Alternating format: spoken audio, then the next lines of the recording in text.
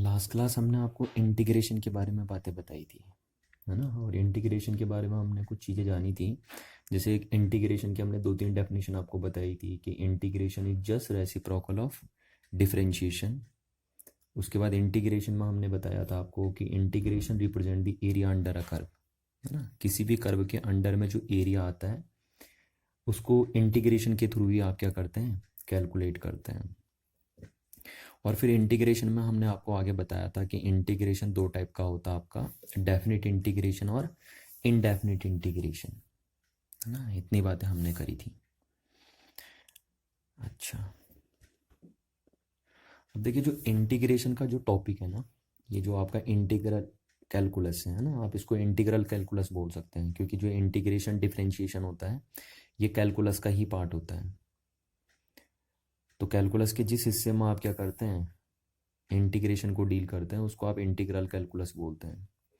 तो ये जो इंटीग्रल कैलकुलस है काफ़ी बड़ी है, ठीक है। और इंटीग्रेशन करना इतना आसान होता भी नहीं है जितना डिफरेंशिएशन होता है। डिफरेंशिएशन जैसे कोई भी फंक्शन है, अगर आपको उसका डिफरेंशिएशन करना है तो आप इजीली कैलकुलेट कर लेते हैं, पर किसी फंक्शन का इंटीग्रेट करना उतना आसान नहीं होता जितना डिफरेंशिएशन होता है। तो हम सारी चीज़ें इंटीग्रेशन के बारे में डिस्कस नहीं करेंगे। ये जब आप 12th क्लास की मैथ पढ़ोगे तो वहाँ पे आपको पता चल जाएगा इंटीग्रेशन के बारे में, है ना, पूरा डिटेल। तो हम सिर्फ एलिमेंट्री इंटीग्रेशन करेंगे। एलिमेंट्री इंटीग्रेशन का मतलब हमारा होगा कि सिर्फ हम उस इंटीग्रेशन को देखेंगे या उस इंटीग्रल पार्ट को देखेंगे जो पार्ट आपका 11th-12th की फिजिक्स और केमिस्ट्री के अंदर इंक्लूड होगा, है ना। तो हम बेसिक इंटीग्रेशन या एलिमेंट्री इंटीग्रेशन सीखेंगे बस। तो इंटीग्रेशन की ज़्यादा डेप्थ में नहीं जाएंगे हम सिर्फ बेसिक यानी एलिमेंट्री इंटीग्रेशन सीखेंगे। तो देखिए इंटीग्रेशन में जैसे मैंने आपको बताया था, ये मैंने लास्ट क्लास भी आपसे बात कर दी थी, है ना, कि जैसे मेरे पास एक फंक्शन है y is a function of x, ये एक फंक्शन है, ठीक है। अब इस फंक्शन को अगर मैं बोलूँ इंटीग्रेट करिए x के रिस्पेक्ट में, तो हम ऐसे बोलते थे integrate this function with respect to x। अगर मैं आपसे ये बोलूँ, ये सेंटेंस बोलूँ कि इस फंक्शन को इंटीग्रेट करिए विद रिस्पेक्ट टू एक्स, तो आप कैसे लिखते थे इसको, ये लगाते थे आप इंटीग्रेशन का ऑपरेटर या इंटीग्रेशन का साइन, है ना। और किसके रिस्पेक्ट में करना है, एक्स के रिस्पेक्ट में करना है, तो आप ऐसे लिखते थे डी एक्स। और जिस फंक्शन का करना होता है उसको आप यहाँ लिखते हैं, ये देखिए ऐसे, है ना। आप चाहो तो ऐसे भी लिख सकते हो, देखिए वाई के सामने आप एफ एक्स पुट कर सकते हो, तो ये हो गया। तो ऐसे लिखते हैं किसी फंक्शन का अगर आपको इंटीग्रेट करना हो एक्स के रिस्पेक्ट में, तो आप ऐसे लिखते हैं। तो देखिए ये होता है इंटीग्रेशन का साइन, है ना, ये और ये। इसका ये मतलब बताता है कि एक्स के रिस्पेक्ट में इंटीग्रेशन हो रहा है, और ये इंटीग्रेशन के लिए ऑपरेटर यूज होता है।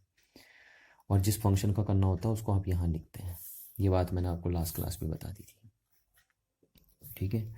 अब उसके बाद मैंने आपको इंटीग्रेशन में 2 बातें बताई थी कि जो आपका इंटीग्रेशन होता है वो 2 पार्ट्स में डिवाइड होता है आपका। एक होता है आपका डेफिनिट, है ना, डेफिनिट इंटीग्रल, ठीक है। और दूसरा होता है इनडेफिनिट इंटीग्रल, ठीक है, हाँ, इंटीग्रल, ठीक। तो ये 2 इंटीग्रल आपके पास होते हैं, या 2 टाइप के इंटीग्रेशन आपके होते हैं, डेफिनिट इंटीग्रेशन और इनडेफिनिट इंटीग्रेशन। अब देखिए साइंस में तो हम हमेशा यही इंटीग्रेशन यूज़ करते हैं, है ना, बट मैथ में हम दोनों इंटीग्रेशन यूज़ करते हैं, डेफिनिट एंड इनडेफिनिट, ठीक। तो पहले हम इनडेफिनिट को समझाएंगे आपको, क्योंकि जब आपको इनडेफिनिट समझ में आता है तो डेफिनिट ऑटोमेटिकली समझ में आ जाएगा। तो इसलिए हम पहले इनडेफिनिट इंटीग्रल ही डील कराएंगे आपको। तो देखिए डेफिनिट इंटीग्रल में क्या होता है ना, जैसे ये एक फंक्शन है, suppose y is a function of x, ठीक है। और इस फंक्शन का अगर हमें इंटीग्रेशन लिखना है x के रिस्पेक्ट में, तो हम ऐसे लिखेंगे, इस फंक्शन का इंटीग्रेशन x के रिस्पेक्ट में ऐसे लिखा जाएगा, है ना। और अगर इंटीग्रेशन की लिमिट नहीं है, ठीक है, इंटीग्रेशन का मतलब मैंने आपको ये भी बताया था कि इंटीग्रेशन का मीनिंग होता है समीशन से। तो जब आप सम कर रहे हो इस फंक्शन को, यानी इंटीग्रेट कर रहे हो या सम कर रहे हो, एक ही बात है ना। जैसे मैं बोल रहा हूँ इसको इंटीग्रेट कर दो या सम कर दो, तो आप ऐसे लिखेंगे। तो जब आप इसको इंटीग्रेट कर रहे हो, अगर आपको लिमिट पता नहीं है कि आप कहाँ से कहाँ तक इंटीग्रेट कर रहे हो, तो तब ये बोला जाता है आपका इनडेफिनिट इंटीग्रल, ठीक है। और जब आपको लिमिट ऑफ इंटीग्रेशन भी पता हो, यानी आप कहाँ से कहाँ इंटीग्रेट कर रहे हैं, जैसे मैं बोल रहा हूँ मैं ए से बी तक इंटीग्रेट कर रहा हूँ इस फंक्शन को एक्स के रिस्पेक्ट में, तो ये बोला जाएगा आपका डेफिनिट इंटीग्रल। ठीक है, क्या बोला जाता है? ये डेफिनेट इंटीग्रल। इस इंटीग्रल में क्या होता है, देखिए लिमिट ऑफ इंटीग्रेशन भी होती है कि आप कहाँ से कहाँ तक इंटीग्रेट कर रहे हैं, और इसमें लिमिट ऑफ इंटीग्रेशन नहीं होती, इसलिए इसको बोलते हैं इनडेफिनिट, क्योंकि ये डेफिनिट नहीं है और ये डेफिनिट है। देखिए ए से बी तक है ना, तो ये डेफिनेट इंटीग्रल बोला जाता है। ये भी हमने लास्ट क्लास आपको बता दी थी। अच्छा, यहाँ पे देखिए, अब हम सीखेंगे इनडेफिनिट इंटीग्रल। पहले मैं इस पार्ट को कवर करूँगा आपका ना, इनडेफिनिट इंटीग्रल, फिर आएंगे हम डेफिनेट इंटीग्रल में। ठीक है, बट ज़्यादा फर्क नहीं होता। आपको इंडेफिनिट इंटीग्रल आता है तो डेफिनेट इंटीग्रल में इसमें सिर्फ वैल्यू पुट करनी होती है ना, यही पुट करना होता है बस, लिमिट ऑफ इंटीग्रेशन, बाकी कुछ एक्स्ट्रा नहीं है इसमें। तो आप इसको समझ जाइए तो ये खुद ही समझ में आ जाएगा। तो देखिए हम इंडेफिनिट इंटीग्रल को आगे बढ़ाते हैं। ठीक है, अब देखिए जो इंटीग्रेशन के फॉर्मूले हैं ना, उनको प्रूफ करना थोड़ा सा टफ होता है।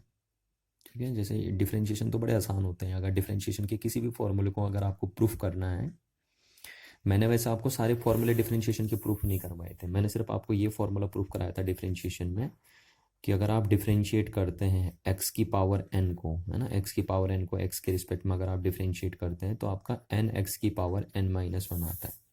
ठीक है, ये फॉर्मूला मैंने आपको प्रूफ करके भी बताया था डिफरेंशिएशन में। तो ऐसे किसी भी फंक्शन का अगर आपको डिफरेंशिएशन करना है और उसको प्रूफ करके भी आपको बताना है तो काफ़ी आसान होता है सब। ठीक है, जैसे मैं आसानी से प्रूफ करके बता सकता हूँ कि अगर आप साइन एक्स का डिफरेंशिएशन करेंगे, है ना, साइन एक्स का डिफरेंशिएशन एक्स के रिस्पेक्ट में, तो कॉस एक्स आता है। इस बात को हम इजीली प्रूफ कर सकते हैं, इसको प्रूफ करने में कोई दिक्कत हमें नहीं आती। ठीक है, इजीली हो जाता है। मैंने करके नहीं दिखाया था, मैंने आपको सिर्फ ये करके दिखाया था ना। मैथ नहीं पढ़ रहे हम बेसिकली, कि जो हम सारी चीज़ें करेंगे यहाँ पे। तो किसी भी फंक्शन का अगर आपको डिफरेंशिएट करके दिखाना है और उसे प्रूफ करना है तो वो काफ़ी आसान होता है आपके लिए। बट अगर मैं किसी फंक्शन की इंटीग्रेशन की वैल्यू प्रूफ करने को आपको बोलूँ तो थोड़ी सी वो बात टफ नज़र आती है। यानी इंटीग्रेशन उतना आसान नहीं होता आपका जितना आपका डिफरेंशिएशन होता है। मेरा कहने का ओवरऑल मतलब ये है ना, कि इंटीग्रेशन थोड़ा सा टफ नज़र आता है आपको एज़ कम्पेयर टू डिफरेंशिएशन। तो इसलिए क्या करते हैं हम, जब किसी भी फंक्शन का हमें इंटीग्रेशन देखना होता है, ठीक है, क्योंकि इंटीग्रेशन टफ होता है, तो इसलिए अगर हमें किसी भी फंक्शन का इंटीग्रेशन देखना होता है तो हम डिफरेंशिएशन से उस बात को समझते हैं।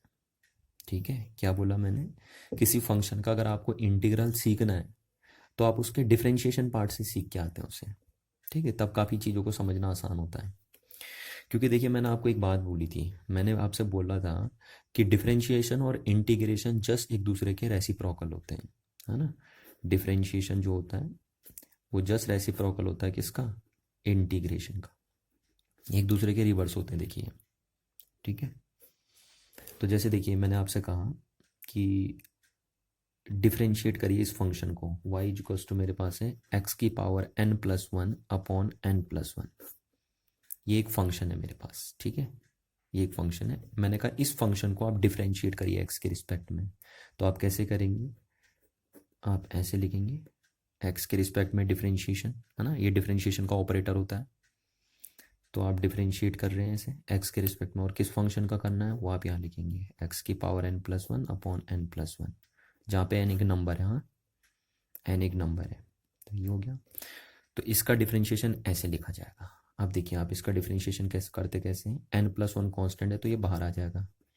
ठीक है, कॉन्स्टेंट का डिफरेंशिएट होता नहीं है, तो x की पावर n प्लस वन।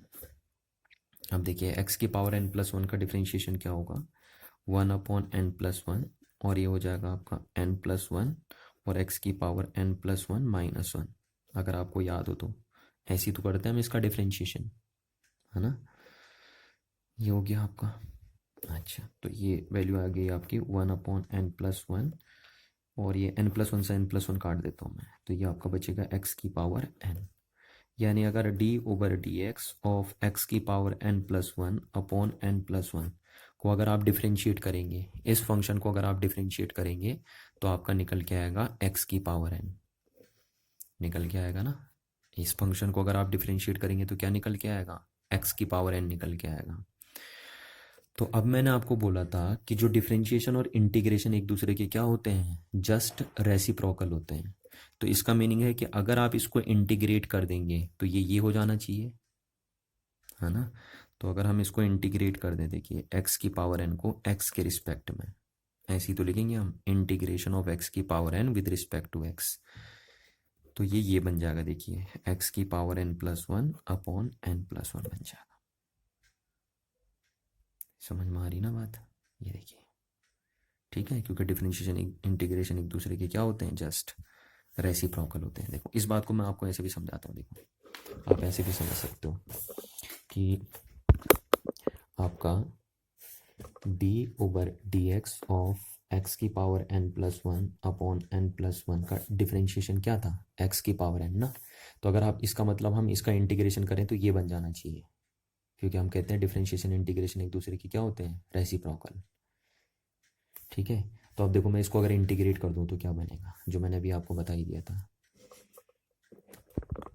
ठीक है, तो इसको इंटीग्रेट कर रहा हूँ, देखो मैं तो इसको अगर मैं पूरे फंक्शन को इंटीग्रेट कर दूँ तो ऐसे लिखूंगा मैं, ठीक है, और ये लिख दिया, इसको इंटीग्रेट कर रहा हूँ मैं, और किसके रिस्पेक्ट में कर रहा हूँ इस फंक्शन को इंटीग्रेट, एक्स के रिस्पेक्ट में। तो ऐसे लिख दूंगा मैं ना, ये पूरा एक फंक्शन बना दिया मैंने कहा इसको पूरे को इंटीग्रेट करूँ एक्स के रिस्पेक्ट में, तो आप ऐसे लिखेंगे इस फंक्शन को पूरे को, और एक्स के रिस्पेक्ट में करना है तो ऐसे लिख देंगे, इज इक्वल टू एक्स की power N into D x. इधर भी करेंगे ना आप, तो ये एक्स की पावर एन का इंटीग्रेशन हो रहा है। तो अब देखो इस डी एक्स से ये डी एक्स कैंसिल आउट हो जाएगा, और ये डिफरेंशिएशन होता है, ये डिफरेंशिएशन है, ये इंटीग्रेशन है, तो एक दूसरे के रिवर्स होते हैं, तो कट गया।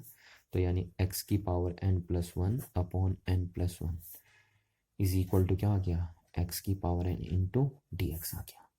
यानी एक्स की power N into D X की पावर एन का इंटीग्रेशन क्या होता है, एक्स की power N plus one upon N plus one होता है ना। यही बात मैं आपको यहाँ बता रहा था, यहाँ मैंने डिटेल से लिखा, यहाँ मैंने शॉर्टकट लिख दिया आपका। तो एक्स की पावर एन का इंटीग्रेशन क्या होता है, एक्स की power N plus one upon N plus one होता है।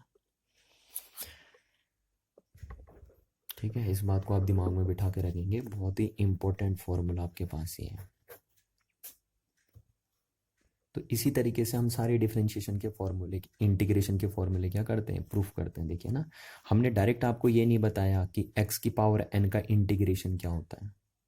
ठीक है, हमने क्या बोला, इसका डिफरेंशिएशन क्या होता है, तो इसका डिफरेंशिएशन ये है, तो अब हम बोलते हैं कि इसका इंटीग्रेशन, इसका मतलब ये होगा।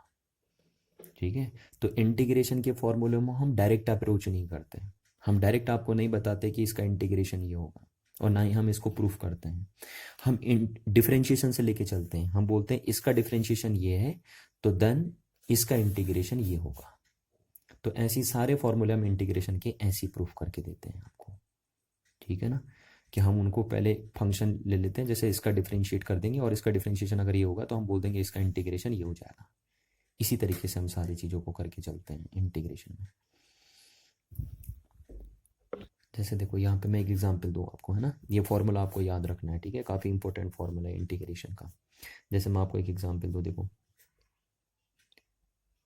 ठीक है, अच्छा ये तो एक्स की पावर एन का इंटीग्रेशन है। अच्छा अगर एक्स की पावर एन का मैं डिफरेंशिएशन पूछता आपसे तो आप ऐसे लिखते हैं, एक्स की पावर एन का डिफरेंशिएशन, और एक्स की पावर एन का डिफरेंशिएशन क्या होता था, एन एक्स की पावर एन माइनस वन होता था ना ये, और एक्स की पावर एन का इंटीग्रेशन क्या है, ये।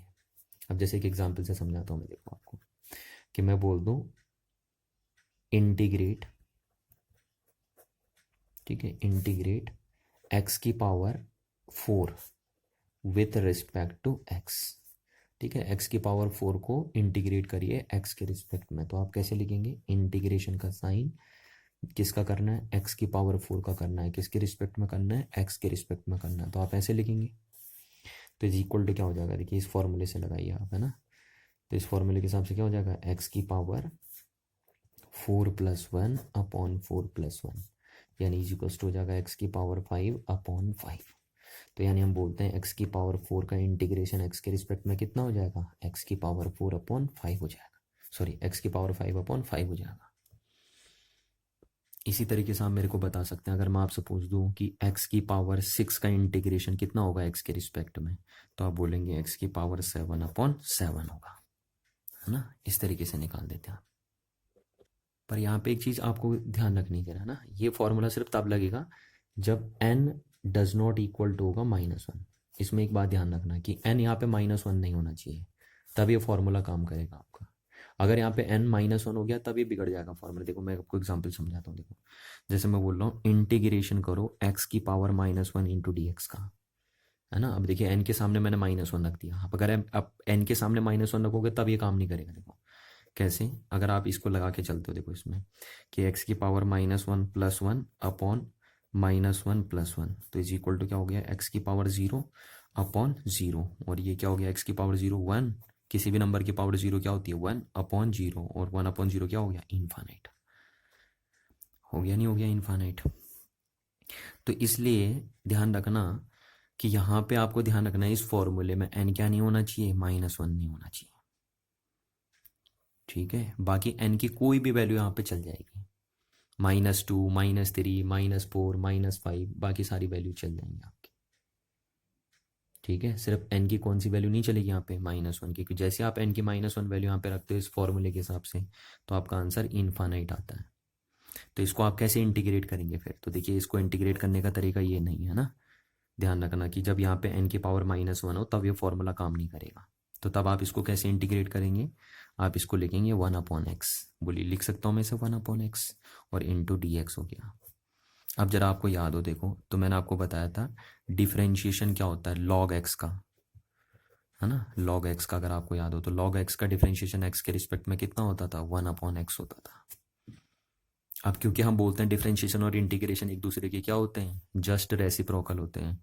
तो log x का डिफरेंशिएशन अगर x के रिस्पेक्ट में 1/x है, तो इसका मतलब 1/x का इंटीग्रेशन x के रिस्पेक्ट में कितना होना चाहिए, log x होना चाहिए। तो यहाँ से हम सीधे सीधे बोलते हैं कि 1/x का इंटीग्रेशन x के रिस्पेक्ट में कितना होना चाहिए, फिर log x होना चाहिए। तो ये भी एक तरीके से आपका फॉर्मूला बन गया, देखो ठीक है ना। तो आप देख पा रहे हैं, देखिए आप टोटली एक चीज़ नोट कर पा रहे हैं कि मैं आपके इंटीग्रेशन के फॉर्मूलों को कहाँ से अप्रोच कर रहा हूँ, डिफरेंशिएशन से अप्रोच कर रहा हूँ। देखो डिफरेंशिएशन से लेके आ रहा हूँ, है ना। ये फॉर्मूला भी जो मैंने आपको बताया अभी, तो वो भी इससे बताया है। तो कोई भी इंटीग्रेशन का फॉर्मूला आप कहाँ से अप्रोच कर रहे हैं, डिफरेंशिएशन से अप्रोच करके आ रहे हैं।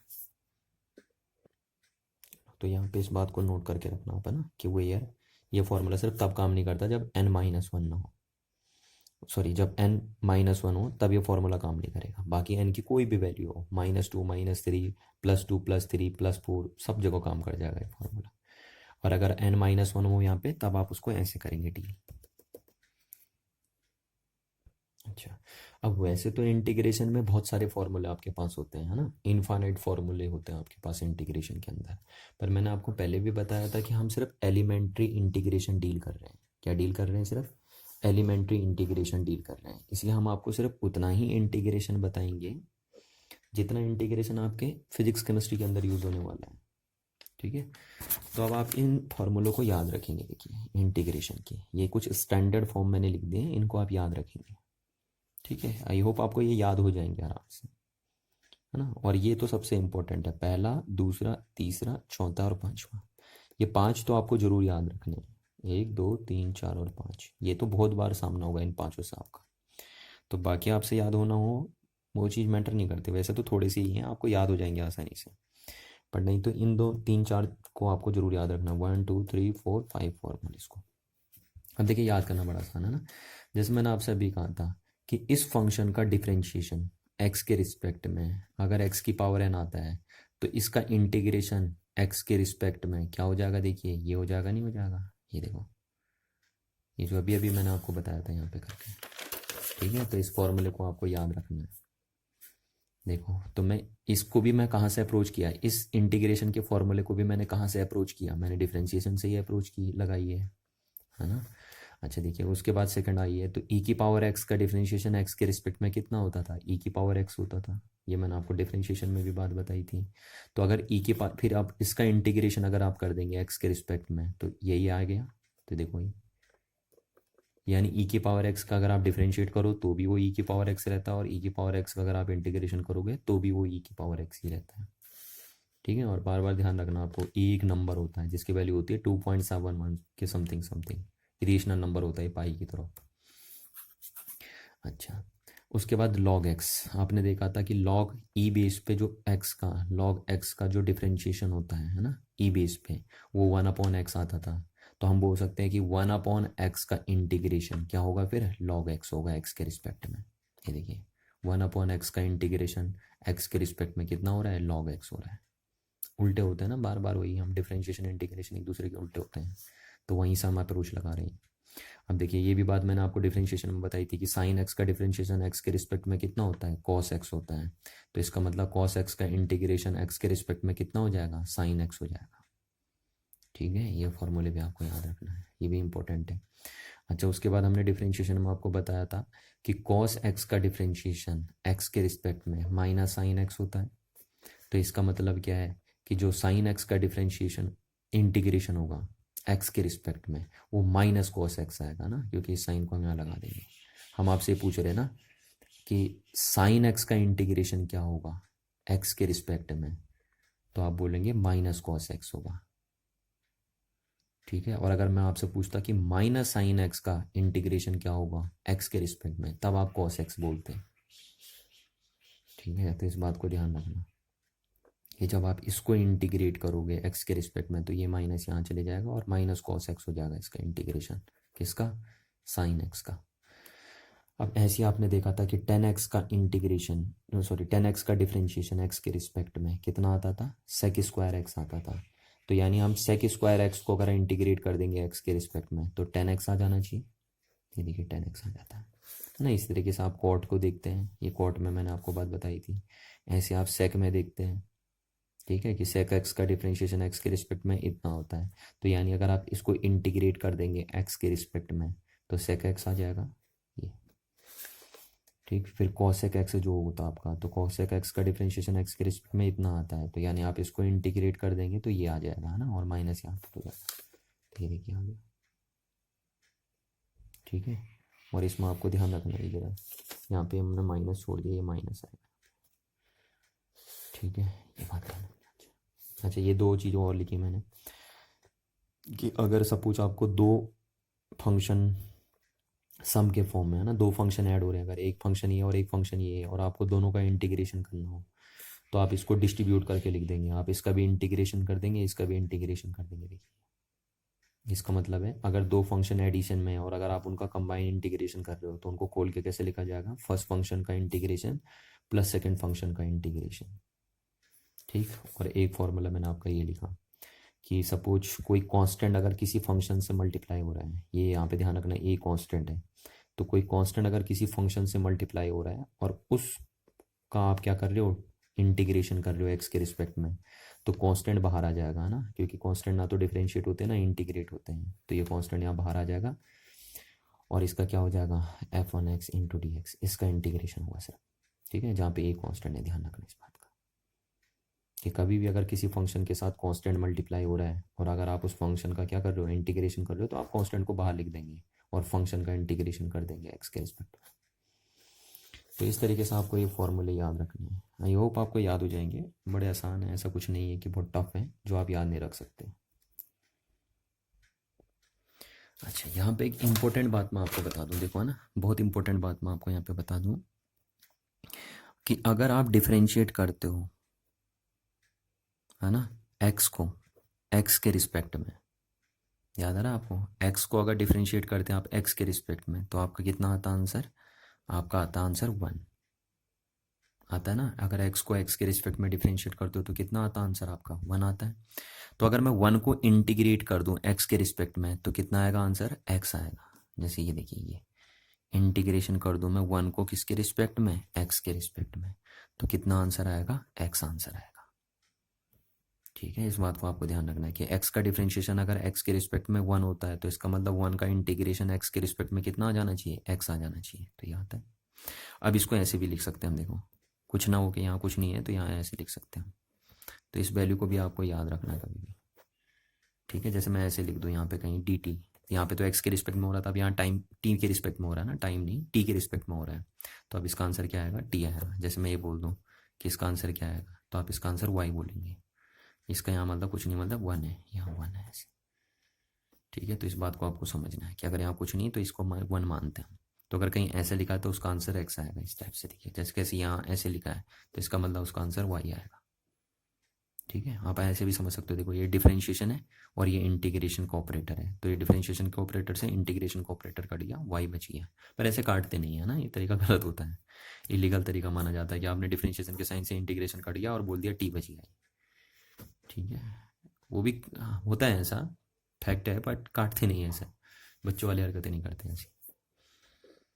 अच्छा, इसी सीरीज में जैसे मैं आपसे ये पूछूँ आगे, है ना, इसी सीरीज में जैसे मैंने आपसे कह दिया कि इंटीग्रेट, क्वेश्चन ही दे दिया, ये क्वेश्चन ही है,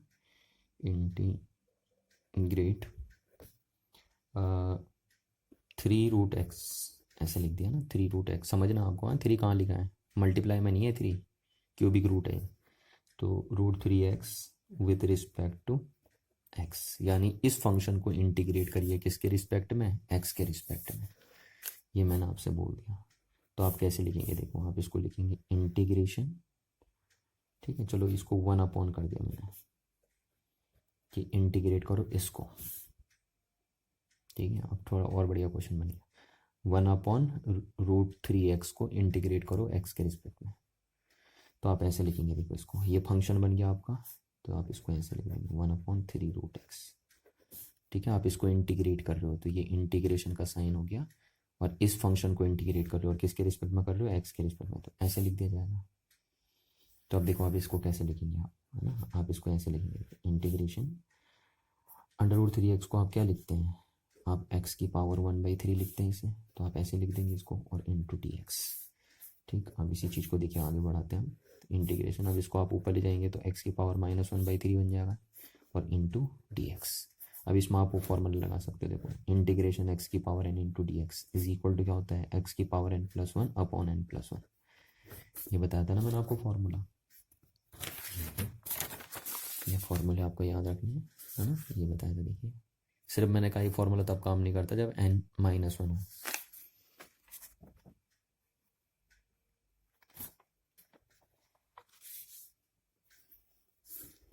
ठीक, तो ये बन गया आपका फॉर्मूला, बस ये फॉर्मूला उसी टाइम काम नहीं करेगा जब n की वैल्यू क्या हो जाए, -1 हो जाए, तो n यहाँ पे -1 नहीं होना चाहिए, तो अभी तो कर सकते हैं हम इसमें, तो देखिए वहाँ से लगा दिया मैंने, तो इसका इंटीग्रेशन क्या हो जाएगा, x की पावर -n, ये देखिए n की वैल्यू यही रख दी मैंने, और +1 अपॉन -1/3 +1, ठीक, और अगर आप इसे सॉल्व करेंगे तो क्या आएगा, x की पावर 2/3 आएगा ना, और अपॉन ये आ गया आपका कितना, 2/3, तो ये हो जाएगा आपका 3/2 x की पावर 2/3, दिस इज आंसर। तो अगर आप ये बोलेंगे कि इसका इंटीग्रेशन कितना आया था आपके पास, तो इसका इंटीग्रेशन आता है 3/2 x की पावर 2/3, ठीक है, इस चीज़ को समझना आपको। जैसे ये क्वेश्चन और दे दूँ मैं, अब मैं सीधे लिख रहा हूँ ना, मैं ऐसे नहीं लिख रहा हूँ लैंग्वेज में, ठीक है, अब मैं डायरेक्ट ऐसे लिखूँगा, बार बार अब ऐसे लैंग्वेज में नहीं लिखते रहेंगे कि हम integrate with respect to x, मैं ऐसे बोल दूंगा सीधे, जिसका इंटीग्रेशन करना हो उसको मैं यहाँ लिखूंगा, जिसके रिस्पेक्ट में करना होगा उसको यहाँ लिख दूंगा मैं, ठीक है, तो मैंने बोल दिया इंटीग्रेट t की power 3/2 with respect to t, तो आप ऐसे लिख देंगे, देखिए इसको लैंग्वेज में आप क्या पढ़ेंगे, इंटीग्रेट t की power 3/2 with respect to t, ठीक, तो अब आप इसको कैसे लिखेंगे, देखिए इसमें भी वही ये फॉर्मूला लगा देंगे आप, अब यहाँ पे आप बोलेंगे इंटीग्रेशन t की power n into D T, क्या हो जाएगा, t की power n+1 upon n+1, n तो एक नंबर है ना, तो ये बन गया, और t एक वेरिएबल है, तो ये बन गया, तो अब इसमें देखिए क्या बनेगा, t की पावर 3/2 + 1 अपॉन 3/2 + 1, ठीक, तो कितना आ गया इसका इंटीग्रेशन, t की पावर 5/2 डिवाइडेड बाई 5/2, तो आंसर आ गया 2/5 t की पावर 5/2, यानी अगर आप इंटीग्रेट करते हैं t की पावर 3/2 इंटू डी टी को, तो आपका आंसर कितना आता है, 2/5 t की पावर 5/2 आता है।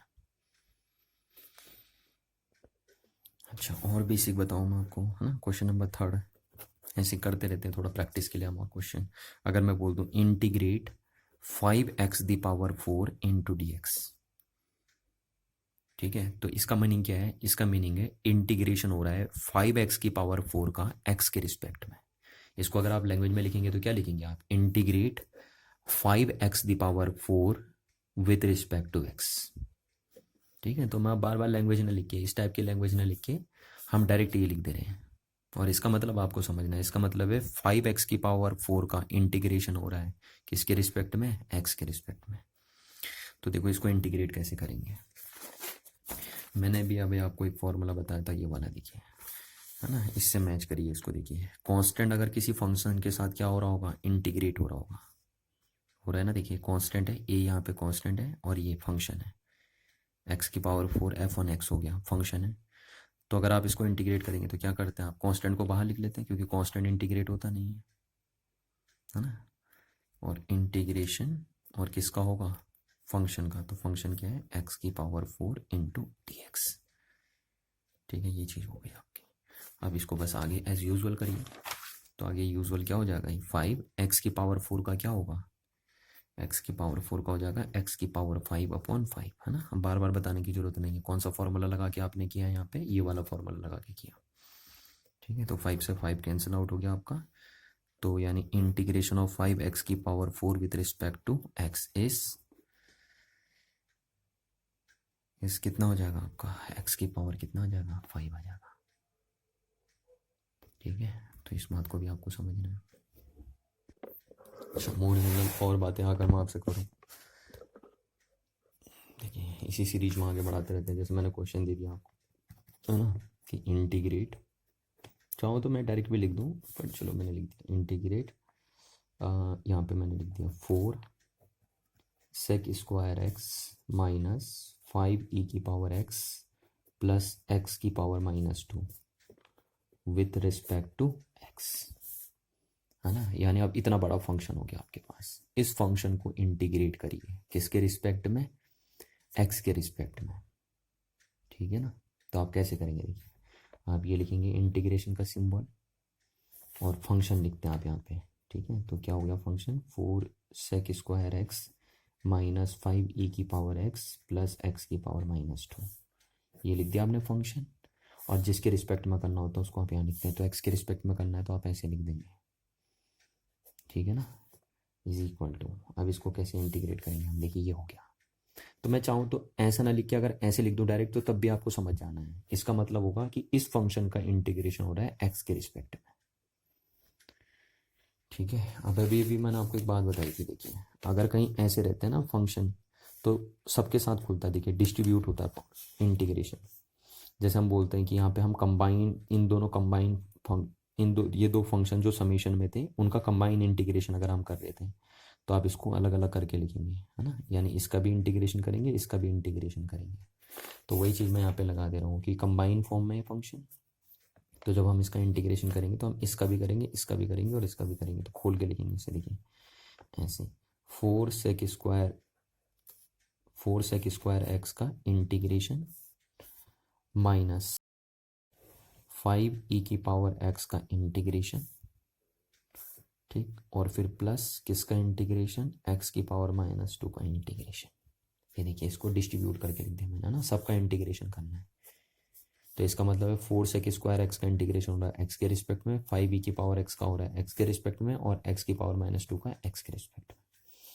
अब इसमें देखिए क्या लगेगा, ये कांस्टेंट बाहर आ जाएगा और integration sec² x into dx minus, फिर ये 5 बाहर आ जाएगा, integration e⁻² into dx plus, ठीक है, x⁻² इंटू dx। अब देखो इसका इंटीग्रेशन क्या होगा। आपको मैंने बताया था कि देखो 10x का डिफरेंशिएशन क्या होता है, sec² x होता है। तो sec² x का इंटीग्रेशन क्या हो जाना चाहिए, 10x हो जाना चाहिए, है ना। क्यों, क्योंकि ये एक दूसरे के रेसिप्रोकल होते हैं, डिफरेंशिएशन और इंटीग्रेशन। तो ये हो गया देखिए 10 तो sec² x का सीधे सीधे लिख दो यहाँ से, कितना आ जाएगा, 10x आ जाएगा माइनस 5 e⁻x का आपको पता है बार बार, है ना, e⁻x का इंटीग्रेशन e⁻x होता है। तो e⁻x का e⁻x हो गया आपके पास, प्लस x⁻² का क्या हो जाएगा, आप वही लगाते हैं x, ये वाला फॉर्मूला इसमें लगाते हैं, x⁻n वाला, ठीक है, ये वाला। तो आप यहाँ पे रख के देख लीजिए x⁻, क्या होता है, देखो ये चीज़ लिखी पड़ी है आपके सामने फॉर्मूला, आप इससे देख सकते हैं। तो अब x⁻² + 1 अपॉन -2 + 1, कहाँ से लगाया मैंने ये फॉर्मूला, सिंस, यहाँ पे लिख देंगे। बार बार वैसे बताने की जरूरत नहीं है, ये फॉर्मूला मैं इसलिए बार बार आपको बता दे रहा हूँ क्योंकि इंपॉर्टेंट बहुत है ना, ये सबसे ज़्यादा काम आने वाला है। छोटा सा ही है, कोई दिक्कत नहीं है।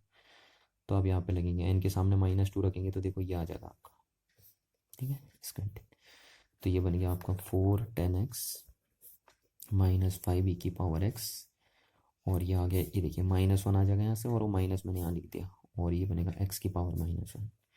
तो इसको रीअरेंज करके मैं लिख दूँ तो 4 10x -5e⁻x -1/x बन गया, ठीक है। यानी अगर आप बोलेंगे तो 4sec² -5e⁻x प्लस x⁻⁻2 का जो इंटीग्रेशन था वो कितना है आपके पास, 4 10x -5e⁻x -1/x आ गया। इतना आ गया आपका ये इंटीग्रेशन। अब देखिए यहाँ पे मैं एक इम्पोर्टेंट बात आपको बता दूँ, है ना, ये बहुत इंपॉर्टेंट बात है, आपको इसको गौर करना। देखो बहुत इंपॉर्टेंट पॉइंट है। वो पॉइंट क्या है जो अभी तक मैंने आपसे छुपा के रखा था, ठीक है, क्योंकि अगर मैं उसको शुरू में ही आपको बताता तो आप थोड़ा कंफ्यूज हो जाते हैं, इसलिए मैंने आपको छुपा के रखा था उस बात को। अब देखिए वो इंपॉर्टेंट पॉइंट क्या है। सपोज मेरे पास ये फंक्शन है ना, y=f(x) एक फंक्शन है, ये तो हम जनरलाइज करके लिख रहे हैं। अब मैंने कहा इस फंक्शन को इंटीग्रेट करो x के रिस्पेक्ट में, ठीक है, तो आप ऐसे लिखते हैं इंटीग्रेट दिस फंक्शन, मैंने ये बोला आपसे integrate this function with respect to x। तो आप कैसे लिखते हैं, आप इसको ऐसे लिख देते हैं y/dx, या ऐसे लिख सकते हो आप, है ना, ऐसे भी लिख सकते हो। इंटीग्रेशन y के सामने आप क्या पुट कर सकते हैं, fx, एक ही बात है, ये दोनों एक ही चीज़ है, ठीक है, ऐसे। तो अगर आपको कोई बोले कि इस फंक्शन का इंटीग्रेशन लिखिए x के रिस्पेक्ट में, तो आप ऐसे लिखेंगे या ऐसे लिख दीजिए। तो ये तो कोई नई बात नहीं बताई, ये बात तो मैं आपको अभी भी बता रहा था ना। तो ऐसे नहीं लिखते, देखिए ऐसे नहीं लिखते। ये तरीका थोड़ा सा इलीगल तरीका माना जाता है। अभी क्यों माना जाता है वो बता रहा हूँ मैं, ये भी इलीगल तरीका माना जाएगा। रियल तरीका ये देखिए, जब आप इस फंक्शन का इंटीग्रेशन करेंगे x के रिस्पेक्ट में तो आप ये लिखेंगे और +c भी लगाते हैं एक्स्ट्रा। ये देखिए कितनी इंपॉर्टेंट बात बताई है ना, अभी बता रहा हूँ आपको, देखो मजा आएगा आपको इसको लॉजिक पढ़ने में। तो ये लगाया आपने, तो जब भी किसी फंक्शन का, अब सिर्फ इसी का नहीं, ये भी देखो हम तो जनरलाइज फंक्शन लेके चल रहे हैं ना, कोई कॉमन फंक्शन लेके चल रहे हैं हम, कोई पर्टिकुलर फंक्शन तो ले नहीं रहे। तो किसी भी फंक्शन का अगर आप इंटीग्रेशन जब करते हो, और कौन सा वाला, इनडेफिनिट, हाँ ध्यान रखना, इनडेफिनिट वाला, डेफिनिट में नहीं करते ये हरकत, ठीक है, डेफिनिट में नहीं होगा। ये क्यों नहीं होगा वो भी लॉजिक बताऊंगा। तो जब आप किसी भी फंक्शन का इंटीग्रेट करते हो, इनडेफिनिट इंटीग्रेशन करते हो, तो आप उस फंक्शन के साथ हमेशा एक कांस्टेंट ऐड कर देते हैं, एक्स्ट्रा कांस्टेंट ऐड कर देते हैं, और इस कांस्टेंट का नाम होता है आपका इंटीग्रल कांस्टेंट, ठीक है ना। ये ध्यान रखना आपको, क्या बोला मैंने, जब भी किसी फंक्शन का अगर आप इंटीग्रेशन करते हैं, और कौन सा इंटीग्रेशन, इनडेफिनिट इंटीग्रेशन, डेफिनिट में नहीं होगा ये, तो आप उस फंक्शन के साथ, उस फंक्शन के इंटीग्रेशन के साथ एक एक्स्ट्रा कांस्टेंट, जिसको आप इंटीग्रल कांस्टेंट बोलते हैं, वो भी लिख देते हैं, और जिसको हम बुक में क्या दिखाते हैं, सी। तो मैंने भी सी लिख दिया है ना, ये देखिए ध्यान से। अब मैं आपको इसका लॉजिक समझाता हूँ कि ऐसा क्यों करते हैं। देखो तो इसके लॉजिक को समझने की कोशिश करता हूँ कि क्यों कभी भी जब अगर हमारे पास सपोज कोई फंक्शन होता है y=f(x), और अगर हम इसका इंटीग्रेशन करते हैं x के रिस्पेक्ट में, तो हम सिर्फ ऐसा ना लिख के उसके साथ एक c एक्स्ट्रा की जोड़ देते हैं। इस चीज़ का लॉजिक मैं बता रहा हूँ, है ना, कि why you add the additional constant during the integration of any function, ठीक है। तो इस चीज़ का लॉजिक हम समझते हैं। देखिए क्यों, इसको एग्जाम्पल से समझाता हूँ मैं। देखो जैसे सपोज मेरे पास एक फंक्शन था y=3x⁻³ + 5, ये एक फंक्शन था मेरे पास सपोज, ठीक है। अब मैंने आपको कहा इसको डिफरेंशिएट करिए x के रिस्पेक्ट में, तो differentiate this function with respect to x, ठीक है। मैं आपको बताने के जा रहा हूँ कि बताने ये जा रहे हैं कि जब भी किसी फंक्शन का अगर आप इंटीग्रेशन करते हैं तो आप उसके साथ एक एडिशनल इंटीग्रेशन कांस्टेंट क्यों जोड़ते हैं, ठीक है, उसको लॉजिक बताने जा रहा हूँ। तो इस एग्जांपल से समझते हैं। देखिए y=x⁻³ + 5, तो मैंने कहा डिफरेंशिएट करी दिस फंक्शन को विद रिस्पेक्ट टू x, तो आप कैसे करेंगे, आप लिखेंगे dy/dx = D over D x और वाई की वैल्यू पुट कर देंगे आप, 3x की पावर 3 प्लस 5, है ना, यही तो है एफ एक्स की। ये देखिए ये वाई हो गया आपका, तो ऐसे लिख देंगे आप। अच्छा अब आप इसको डिफ्रेंशिएट करिए तो आपको पता है ये कैसे डिफ्रेंशिएट होगा, D over D X of 3x की power 3 plus D over D X of 5, ऐसी तो होता है, डिस्ट्रीब्यूट दोनों साइड, है ना, दोनों का डिफ्रेंशिएट हो जाएगा, इसका भी और इसका भी, प्लस अब इसको देखिए कैसे, कांस्टेंट है तो बाहर आ जाएगा x की पावर 3 और प्लस इस कांस्टेंट का कितना होगा, अब यहाँ से कांस्टेंट आप बाहर नहीं लेंगे, ठीक है ना, क्योंकि अकेला कांस्टेंट है, ये कांस्टेंट तो बाहर क्यों आ गया, क्योंकि इसके साथ ये वेरिएबल जुड़ा हुआ है, तो कांस्टेंट का डिफरेंशिएशन कितना होता है, 0 होता है। मैंने आपको पहले भी बताया था कि अगर आप डिफरेंशिएट करते हो किसी कांस्टेंट को, ठीक है, 5 कांस्टेंट ही तो है, तो कितना आता है 0, क्योंकि डिफरेंशिएट का मीनिंग क्या है, रेट ऑफ चेंज, और कांस्टेंट का कोई रेट चेंज नहीं होता, इसलिए उसका डिफरेंशिएशन 0 आता है। तो कितना आया 3, और इसको अगर आप करिए डिफरेंशिएट तो कितना आ जाएगा आपका 3x² आ जाएगा। ये आपको पता होगा ना कि x की पावर 3 का डिफरेंशिएशन कितना हो जाता है, 3x² हो जाएगा, इतना आ गया, ठीक है। तो यानी dy ओवर dx कितना आ गया आपके पास, 9x² आ गया टोटल, ये आप बोलेंगे। तो अगर आप इस फंक्शन को डिफरेंशिएट करिए तो ये बन गया आपके पास, यानी हम बोल सकते हैं कि d over D x y की वैल्यू कितनी थी, 3x की power 3 plus 5 is equal to कितना हो गया 9x²। ये है पूरा ना, ये तो जनरलाइज ये से लिखते हैं मैंने, क्योंकि यहाँ पे हमारा पर्टिकुलर फंक्शन था ना, तो हम वाई ना लिख के ये लिखेंगे। जब जनरलाइज होता है फंक्शन तब हम ऐसे लिखते हैं, अब पर्टिकुलर फंक्शन है तो हम ऐसे लिखेंगे। तो इस फंक्शन का डिफरेंशिएशन क्या होगा एक्स के रिस्पेक्ट में, इतना आएगा। अब क्योंकि हम बोले हैं आपसे, देखिए क्योंकि हम बोले हैं आपसे कि डिफरेंशिएशन और इंटीग्रेशन एक दूसरे के क्या होते हैं, रेसिप्रोकल होते हैं, तो इसका ये मतलब है कि अगर आप इसको इंटीग्रेट करेंगे तो ये बन जाना चाहिए आपका, है ना, यही तो मतलब है, क्योंकि अगर इस फंक्शन का डिफरेंशिएशन ये है तो इसका मतलब इस फंक्शन का इंटीग्रेशन ये हो जाना चाहिए आपके पास। तो देखिए करते हैं, तो इसको इंटीग्रेट करते हैं हम 9x² को किसके रिस्पेक्ट में, x के रिस्पेक्ट में, तो इतना आ जाना चाहिए, ध्यान रखना इसका, क्योंकि इसका डिफरेंशिएशन ये है तो यानी इसका इंटीग्रेशन ये आ जाना चाहिए आपके पास, ठीक है। तो इसको हमने इंटीग्रेट कर दिया 9x² को x के रिस्पेक्ट में, तो कितना आ गया देखिए 9 बाहर आ जाएगा, इंटीग्रेशन किसका होगा x² इंटू डी एक्स का, तो 9x² का कितना हो जाएगा देखिए x की पावर 3/3 हो जाएगा, ये बात मैंने आपको बताई थी, तो इससे कट गया तो कितना आया 3x की पावर 3 आ गया, यानी 9x² का इंटीग्रेशन x के रिस्पेक्ट में कितना आ जाएगा 3x³ आ गया, जबकि आना कितना चाहिए था, इतना आना चाहिए था ना, आना चाहिए था नहीं आना चाहिए था, और आया कितना, सिर्फ इतना ही आया, तो यानी 5 गायब हो गया यहाँ से, ठीक है। तो उस 5 को ही रिकवर करने के लिए आप एक क्या लगाते हैं, एडिशनल कांस्टेंट लगाते हैं। अब आप समझे होंगे कि जब भी आप किसी फंक्शन का इंटीग्रेशन करते हैं तो उसके साथ क्यों एडिशनल कांस्टेंट जोड़ते हैं आप, ठीक है, क्योंकि क्या होता है कभी सपोज इस फंक्शन में अगर आपके क्या रहे होंगे, कांस्टेंट रहे होंगे ना, तो उस अगर देखिए क्यों मैं ये बता रहा हूँ आपको कि क्यों किसी फंक्शन को इंटीग्रेट करते समय जब आप उसको इंटीग्रेट करते हैं तो आप एडिशनल कांस्टेंट क्यों जोड़ते हैं, ठीक, उसका लॉजिक देखिए आप क्या था। लॉजिक ये कि अगर कोई फंक्शन है और उसमें कोई कांस्टेंट है तो जब आप उसको अगर डिफरेंशिएट करेंगे तो कांस्टेंट खत्म हो जाएंगे वहाँ से, जैसे यहाँ पे देखिए इस फंक्शन में कांस्टेंट था तो जब आपने इसको डिफरेंशिएट करा था तो वो खत्म हो गया वो कांस्टेंट, ठीक, और जब आप उसको इंटीग्रेट करेंगे दोबारा उसको, ठीक है, इस चीज़ को देखिए इंटीग्रेट करेंगे तो आपके पास दोबारा वही फंक्शन नहीं आ पाएगा, क्योंकि उसमें से कांस्टेंट तो गायब हो गया था ना, कांस्टेंट तो डिफरेंशिएट करते 0 हो गया था, ठीक है। तो जब आप इसको दोबारा इंटीग्रेट करेंगे तो आप इस वैल्यू को अचीव नहीं कर पाएंगे, तो उस वैल्यू को अचीव करने के लिए हम एक्स्ट्रा कांस्टेंट लगाते हैं सी, कि ताकि अगर कोई डिफरेंशिएट करते समय कोई कांस्टेंट 0 हो गया होगा तो वो रिकवर हो जाए इससे।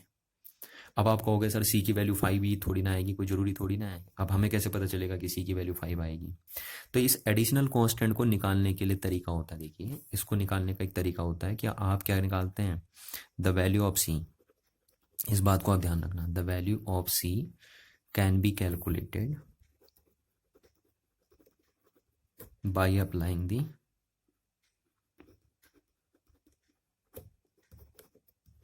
initial condition, ठीक है, इनिशियल कंडीशन, इनिशियल कंडीशन अगर आप अप्लाई करते हैं तो इस सी की वैल्यू को निकालने में आप एलिजिबल हो जाते हैं। ध्यान रखना इस बात का कि हमेशा जो एडिशनल कांस्टेंट निकलता है वो कहाँ से निकलता है, इनिशियल कंडीशन अप्लाई करके निकलता है। ठीक है ना, इस बात को आप ध्यान रखना, क्योंकि सी की वैल्यू तो अलग अलग हो सकती है ना। जैसे इस फंक्शन के लिए सी की वैल्यू 5 आनी चाहिए यहाँ पे, तो हम तो सी तो कॉमन बोल रहे हैं, हम सी तो कॉमन वर्ड में बोल रहे हैं कि सी जोड़ देना चाहिए। जब किसी भी फंक्शन को आप इंटीग्रेट करते हैं तो उसके साथ सी जोड़ देना चाहिए, तो हर बार उस सी की वैल्यू अलग अलग आएगी। ठीक है, पर किसी पर्टिकुलर फंक्शन के लिए तो उस सी की वैल्यू पर्टिकुलर आएगी। जैसे इस पर्टिकुलर फंक्शन के लिए सी की वैल्यू कितनी आनी चाहिए, 5 आनी चाहिए। तो सी की वैल्यू को आप कैसे निकालेंगे, उस सी की वैल्यू को आप इनिशियल कंडीशन अप्लाई करके निकालेंगे। जैसे देखिए यहाँ पे इनिशियल कंडीशन अगर मैं अप्लाई करूँ इस फंक्शन में, तो एक्स इज इक्वल्स टू 0 है ना, जब हम रखेंगे तो वाई इक्वल्स टू क्या हो जाएगा 0। तो यहाँ से सी की वैल्यू कितनी आएगी, 5 आएगी। ये तो मैंने आपको रफ तरीके से बताया। ठीक है, बाकी आप इसका लॉजिकल तरीका साइंस के अंदर देखेंगे, जब साइंस में आएंगे तब देखेंगे। मैथ में तो हम ऐसे ही लिख देते हैं, मैथ में तो हर जगह आप सी लिख देंगे बस। ठीक है ना, मैथ में हर जगह क्या लिख देते हैं, सी लिख देते हैं, पर साइंस में ऐसा नहीं करते। तो अगर ठीक है आपको साइंस में निकालना भी हो ये एडिशनल कांस्टेंट, तो आप क्या लगा के करेंगे, इस बात को ध्यान में रखेंगे कि when ever you find the value of additional constant during the integration of a function, you must be apply the initial condition in that function. ठीक है, तो इसलिए बुकों में क्या किया रहता है, देखो अब बुकों में ऐसे किया रहता है ना, जब इस फंक्शन का इंटीग्रेशन लिखते हैं तो भी इसके साथ प्लस सी लिखते हैं, इसके साथ भी प्लस सी लिख देते हैं, इसके साथ भी प्लस सी, ऐसे लिखा रहता है कुछ बुकों में। ठीक है, तो आपको घबराने की जरूरत नहीं है। ऐसे देखिए हर किसी के इंटीग्रेशन के साथ ये सी लिखा रहता है ऐसे। समझ में आ रही ना बात, तो ये सी का लॉजिक समझ में आ गया ना आपको कि क्यों एडिशनल कॉन्स्टेंट जोड़ते हैं हम।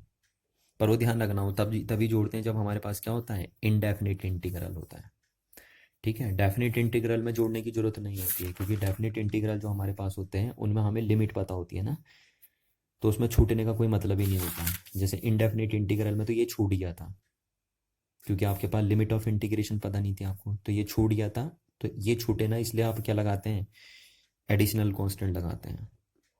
ठीक है, पर डेफिनेट इंटीग्रल में आप ये हरकत नहीं करते, क्योंकि देखिए डेफिनेट इंटीग्रल में आप एडिशनल कॉन्स्टेंट नहीं जोड़ेंगे इसके साथ, है ना। तो इसके साथ आप एडिशनल कांस्टेंट जोड़ते हैं, पर इसके साथ नहीं जोड़ते हैं, क्योंकि इसमें इंटीग्रेशन की लिमिट ऑलरेडी पहले से ही रहती है, तो छूटने का कोई मतलब नहीं बनता। इसमें सब पता रहता है कि आप कहाँ से कहाँ तक जोड़ रहे हो, तो इस बात को ध्यान रखना। तो ये जो एडिशनल कांस्टेंट इंटीग्रेशन के साथ जुड़ता है वो सिर्फ इनडेफिनिट इंटीग्रल में जुड़ता है, डेफिनेट में जोड़ने की उसे जरूरत नहीं पड़ती है। अब देखिए इंटीग्रेशन में ज़्यादा लंबा मैं इस लेक्चर को नहीं खींचूंगा, है ना, ये ज़्यादा लंबा नहीं पढ़ेंगे हम इंटीग्रेशन, क्योंकि हमें अपना सिलेबस भी देखना भी है ना, हमें जल्दी से जल्दी फिजिक्स भी स्टार्ट करनी है फिर अभी। तो मैं यहाँ पे कुछ थोड़ी सी बातें और सिखा दूँ आपको इंटीग्रेशन में, जो आपके काम आने वाली है। देखिए जैसे सपोज इस टाइप के फंक्शन अगर आपके आ गए, है ना, फंक्शन ऑफ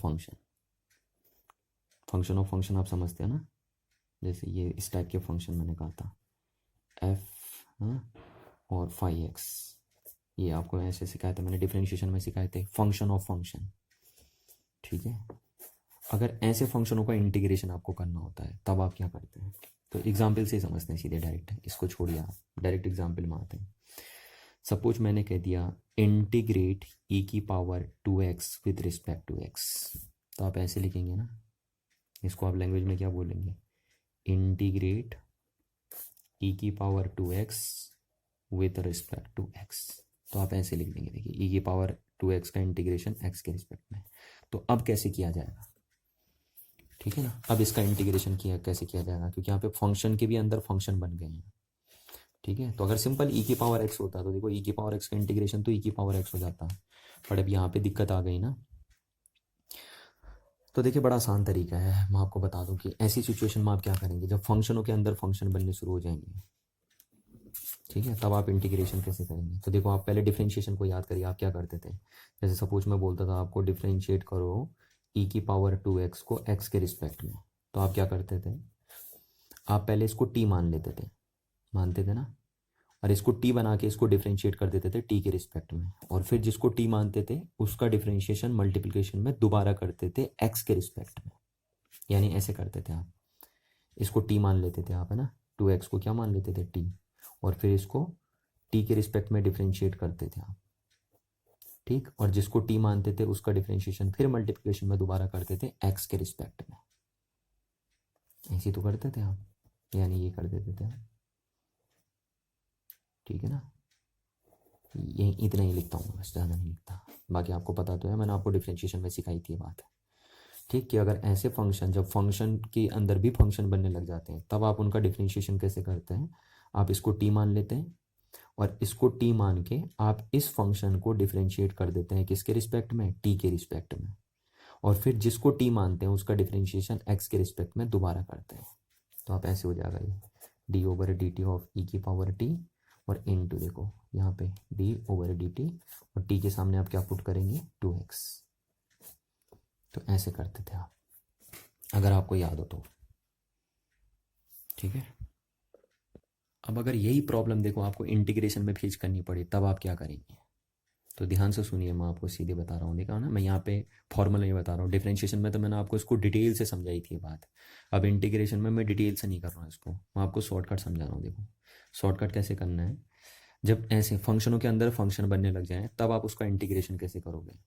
तो आप क्या करेंगे, देखो आप इसको टी मान के इसको टी के रिस्पेक्ट में इंटीग्रेट कर देंगे, है ना। इसको टी मान के टी के रिस्पेक्ट में क्या कर देंगे, इंटीग्रेट कर देंगे। देखिए इंटीग्रेट कर दिया इसको टी मान के टी के रिस्पेक्ट में,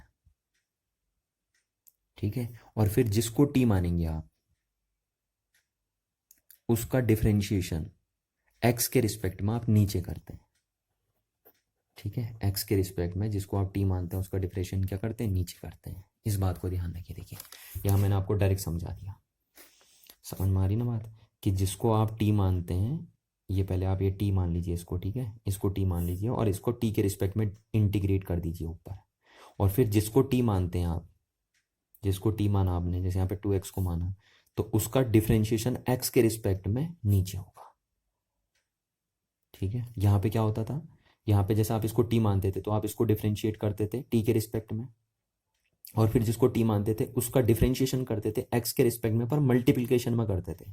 कहाँ करते थे, मल्टीप्लिकेशन में करते थे। देखिए पर अब यहाँ पे कहाँ पे करेंगे उसका डिफरेंशिएशन, अपॉन में करेंगे। देखिए ये, ठीक है, डिनोमिनेटर में करेंगे, मतलब क्योंकि डिफरेंशिएशन इंटीग्रेशन एक दूसरे के उल्टे होते हैं ना। तो यहाँ पे मल्टीप्लिकेशन में, जिसको मल्टीप्लिकेशन में आपने उसका डिफरेंशिएशन दोबारा एक्स के रिस्पेक्ट में किया था जिसको आपने टी माना था, तो इंटीग्रेशन में उसका डिफरेंशिएशन आप करेंगे जिसको आपने टी माना एक्स के रिस्पेक्ट में, पर कहाँ करेंगे, डिवाइड में करेंगे, नीचे। देखिए इस बात को आपको ध्यान रखना है चीज़ को, ठीक है। तो अब इसको आगे बढ़ाते हैं। देखो क्या करना है, ई की पावर टी का क्या हो जाएगा, टी के सामने हम क्या रखेंगे, टी का ई की power T into D T हो गया, और इसको आप d/dt, और टी किसको माना था आपने 2x को, तो 2x को, सॉरी ये x है नीचे, ये हो गया इज इक्वल टू, तो इसका हो जाएगा ई की पावर टी का टी के रिस्पेक्ट में कितना हो जाएगा, ई की पावर टी हो जाएगा, और अपॉन 2x का कितना हो जाएगा, तो 2 आगे से लिख दूंगा मैं, और d/dx और dx ये लगा दिया मैंने। तो इज इक्वल टू क्या हो जाएगा, ई की पावर टी अपॉन 2 इंटू, और डी एक्स का एक्स के रिस्पेक्ट में कितना हो जाएगा, 1 हो जाएगा। तो ये आ जाएगा आपका ई की पावर टी अपॉन 2, ठीक है। अब ई की पावर टी नहीं छोड़ना है क्योंकि टी तो आपने अपनी मर्जी से लिया था, तो ई अपॉन 2 और फिर टी की वैल्यू पुट करनी है। तो आपने टी किसको माना था, 2x को माना था, तो ये आगे देखिए आंसर। तो इसका मतलब ई की power 2x into D x का इंटीग्रेशन क्या हो जाएगा, ई की पावर 2x अपॉन 2 हो जाएगा। इस बात को समझ जाइए आप, ठीक है। थोड़ा सा गौर करना है यहाँ पे। देखिए ट्रिक जो मैंने आपको बताई कि अगर फंक्शनों के अंदर फंक्शन बनने लग जाते हैं तब आप उसका इंटीग्रेशन कैसे करते हैं। तो बड़ा सिंपल है, आप इसको टी मान लेंगे और इसको टी मान के इसका इंटीग्रेशन टी के रिस्पेक्ट में कर देंगे, और फिर जिसको टी आपने माना है उसका डिफरेंशिएशन अपॉन में करते हैं एक्स के रिस्पेक्ट में, क्योंकि फंक्शन तो एक्स का था ना, तो एक्स के रिस्पेक्ट में करते हैं। ये देखिए ये ट्रिक आप हर जगह लगाएंगे, और वहां लगाएंगे जहां पे फंक्शनों के अंदर भी फंक्शन बनने होंगे, अगर वहां पे आपको इंटीग्रेट करना होगा तब। तो ये, और प्लस सी मैंने आपको सिखाया था ना कि जब भी किसी फंक्शन का इंटीग्रेट करते हैं तो प्लस सी भी लगा दीजिए आप एक्स्ट्रा। ये तो प्लस सी भी आप लगा सकते हैं, ना भी लगाओ तो कोई फर्क नहीं पड़ेगा यहाँ पे, बट फिलहाल मैंने लगा दिया, एक स्टैंडर्ड तरीका होता है लिखने का, ठीक है। अब मोर ओवर इसी में एक एग्जाम्पल और मैं आपको बताता हूँ ताकि आपको और चीज़ें कंसेप्ट बिल्डअप है ना, कि आपको अगर ऐसे करना तो क्या करेंगे। तो देखो जैसे ये है, मैंने क्वेश्चन दे दिया कि integrate 1/2 2x+3 with respect to x, तो आप ऐसे लिखेंगे। इसका मतलब है इस फंक्शन को आपको इंटीग्रेट करना है x के रिस्पेक्ट में। तो आप कैसे करेंगे, देखिए आप मैंने आपको क्या बोला था, आप इसको t मान लीजिए और इसको t मान के इस पूरे का इंटीग्रेशन t के रिस्पेक्ट में कर दीजिए। देखिए ऐसे 1/t और इंटू dt मान लिया। और फिर जिसको आपने t माना, मैंने कहा जिसको आप t मानते हैं उसका डिफरेंशिएशन x के रिस्पेक्ट में नीचे करेंगे आप डिनोमिनेटर में, ये ठीक है। और किसके रिस्पेक्ट में डिफरेंशिएट करेंगे आप, x के रिस्पेक्ट में। और किसका करेंगे, जिसको आपने t माना है। तो ये हो गया। अब देखिए 1/t का क्या हो जाएगा, t के रिस्पेक्ट में 1/t का इंटीग्रेशन क्या हो जाएगा, log t हो जाएगा ना, ये आपको बताया था मैंने, ठीक है। क्योंकि आपने देखा था, देखो log x का x के रिस्पेक्ट में कितना होता है 1/x, तो 1/x का इंटीग्रेशन x के रिस्पेक्ट में कितना हो जाता है, log x हो जाता है। तो अगर आपको t के रिस्पेक्ट में करना हो तो t के रिस्पेक्ट में तो यहाँ भी t आ जाएगा, ठीक है। तो इसलिए हमने log t लिख दिया।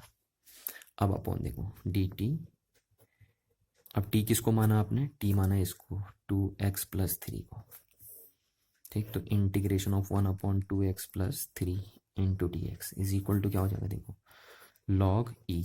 अब t यहाँ से हटाना है क्योंकि ये तो आपने अपनी मर्जी से लिया था ना, तो t के सामने क्या रख देना है 2x+3 अपॉन इसका, देखिए इसका डिफरेंशिएशन क्या हो जाएगा। तो अब आपको मैं सॉल्व करके नहीं बता रहा हूँ, आपको आना चाहिए, इसका डिफरेंशिएशन है ना, इसका डिफरेंशिएशन हो जाएगा 2। अगर आप इसको करेंगे तो डायरेक्ट आपको आना चाहिए। तो ये आपका सॉल्यूशन हो गया, और प्लस c चाहो तो लिख लो। तो ये देखिए ये आ गया इसका इंटीग्रेशन। अच्छा एक एग्जाम्पल और देता हूँ मैं आपको, है ना, एक एग्जाम्पल और आपके पास, एग्जाम्पल नंबर 3 दे दिया मैंने, इसी से रिलेटेड है। ये सेकंड था और ये फर्स्ट था आपका, ठीक है। इसी में एक एग्जाम्पल और देता हूँ मैं आपको, देखो कि integrate √2x-3 with respect to x, है ना, यानी √2x-3 को इंटीग्रेट करिए x के रिस्पेक्ट में। तो आप कैसे करेंगे, देखिए फिर मैंने वही कहा, यहाँ फंक्शनों के अंदर फंक्शन बनने लग गए। तो आप कैसे करेंगे ऐसी प्रॉब्लम को डील, आप क्या करेंगे, इसको t मान लेंगे, है ना, और इस पूरे फंक्शन का फिर इंटीग्रेशन कर देंगे t के रिस्पेक्ट में। तो देखिए ये, और √ इसको मैंने क्या मान लिया, 2x-3 को t मान लिया, और फिर इसको t के रिस्पेक्ट में इंटीग्रेट कर देंगे। और फिर जिसको आप t मानते हैं उसका डिफरेंशिएशन x के रिस्पेक्ट में नीचे करते हैं डिवाइड में, है ना। ये देखिए, तो x के रिस्पेक्ट में डिफरेंशिएट करते हैं आप किसको, जिसको आपने t माना है, तो ये t को। तो क्या हो जाएगा, देखिए ये हो जाएगा integration t⁻1/2 into dt upon, और t का ये देखिए, तो ये x के रिस्पेक्ट में करना है, और किसको माना आपने t, 2x-3 को माना है, माना नहीं माना है, तो ये लिख देंगे।